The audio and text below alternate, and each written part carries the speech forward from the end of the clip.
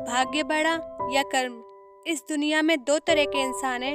एक जो यह मानते हैं कि भाग्य कुछ नहीं होता और वे कर्म की प्रधानता में ही विश्वास करते हैं।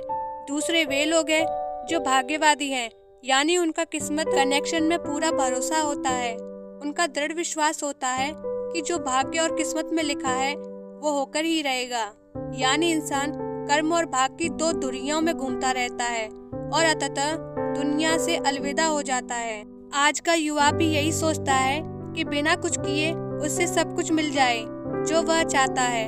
इस विषय पर अक्सर बहस होती रही है कि आखिर कौन बड़ा है, भाग्य या कर्म। अंतकाल में से ही यह बहस का विषय हो रहा है कि कर्म ज्यादा महत्वपूर्ण है या भाग्य। जब अर्जुन ने कुरुक्षेत्र में अपने स्वजनों को युद्ध के लिए अपने सामने खड़ा पाया तो उसका शरीर निस्तेज हो गया, हाथों से धनुष टूट गया, प्राणीन मनुष्य के समान वह धरती पर गिर गया। तब भगवान श्री कृष्ण ने उसे गीता के कर्म का ज्ञान उपदेश दिया। भगवत गीता में भगवान श्री कृष्ण भी अर्जुन से कर्म करने की ही बात कहते हैं। अर्जुन को कर्म करने का ही उपदेश देते हैं। श्री कृष्ण कहते हैं, हे अर्जुन, राज्य तुम्हारे भाग्य में है या नहीं ये तो बात की बात है, परंतु युद्ध तो तुम्हें पहले लड़ना ही होगा, कर्म तो तुम्हें करना ही होगा। तुलसीदास जी ने भी श्री रामचरितमानस में कर्म की ही प्रधानता बताई है। कर्म प्रधान विश्व करी राखा, अर्थात युग तो कर्म का ही है, प्रधानता तो कर्म की ही है। कर्म किए बिना कुछ भी संभव नहीं है। एक जंगल के दोनों ओर अलग अलग राजाओं का राज्य था और उसी जंगल में एक महात्मा रहते थे जिन्हें दोनों राजा अपना गुरु मानते थे। उसी जंगल के बीचों बीच एक नदी बहती थी। अक्सर उसी नदी को लेकर दोनों राज्यों के बीच झगड़े फसाद होते रहते थे। एक बार तो बात बिगड़ते बिगड़ते युद्ध तक आ पहुंची। कोई भी राजा सुलह को तैयार नहीं था, सो युद्ध तो निश्चय ही था। दोनों राजाओं ने युद्ध से पहले महात्मा का आशीर्वाद लेने की सोची और पहुंच गए जंगल की उस कुटिया में जहां महात्मा रहते थे। पहले एक राजा आया और उसने महात्मा से युद्ध में विजय का आशीर्वाद मांगा।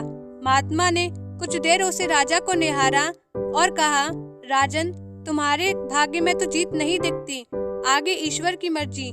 यह सुनकर पहला राजा थोड़ा विचलित तो हुआ, फिर उसने सोचा कि यदि हारना ही है तो पूरी ताकत से लड़ेंगे, परंतु यूं ही नहीं हार मानेंगे, और अगर हार भी गए तो हार को ही औरों के लिए उदाहरण बना देंगे, परंतु आसानी से नहीं हार मानेंगे। यह निश्चय कर वह वहां से चला गया। दूसरा राजा भी जीत का आशीर्वाद लेने महात्मा के पास आया, उनके पैर छुए और विजयश्री का आशीर्वाद मांगा। महात्मा ने उसे भी कुछ देर निहारा और कहा, बेटा, भाग्य तो तुम्हारे साथ ही है। यह सुनकर राजा तो खुशी से भर गया और वापस जाकर निश्चिंत हो गया, जैसे कि उसने युद्ध तो जीत ही लिया हो।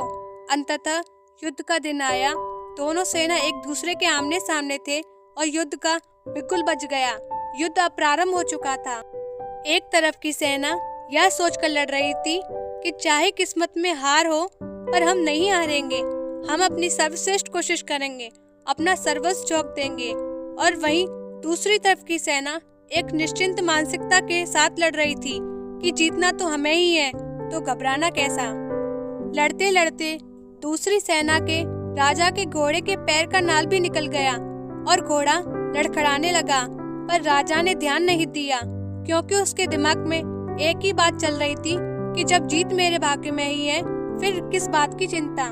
कुछ ही क्षण बाद दूसरे राजा का घोड़ा लड़खड़ा कर गिर गया, जिससे राजा भी जमीन पर गिर पड़ा और घायल हो गया। वह दुश्मनों के बीच घिर गया। पहले राजा के सैनिकों ने उसे बंधक बना लिया एवं उसे अपने राजा को सौंप दिया। युद्ध का निर्णय हो चुका था।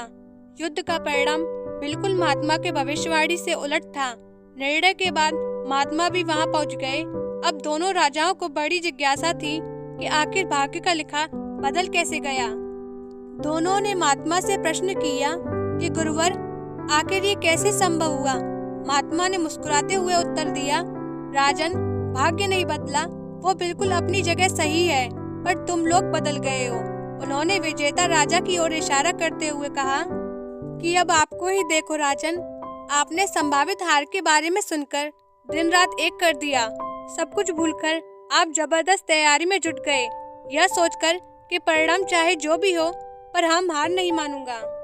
खुद हर बात का ख्याल रखा, खुद ही हर रणनीति बनाई, जबकि पहले आपकी योजना सेनापति के भरोसे युद्ध लड़ने की थी।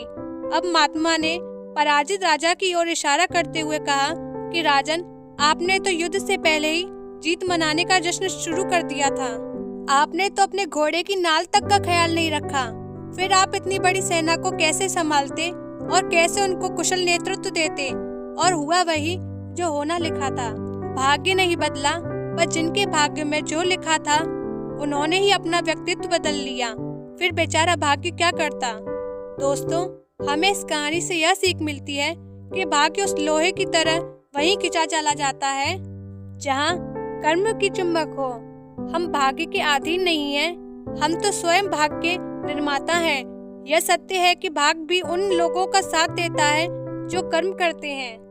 किसी खुदरे पत्थर को चिकना बनाने के लिए हमें उसे रोज घिसना पड़ेगा। ऐसा ही जिंदगी में समझें। हम जिस भी क्षेत्र में हो, स्तर पर हो, हम अपना कर्म करते रहें बिना फल की चिंता किए। तो दोस्तों, आपको कैसी लगी हमारी कहानी?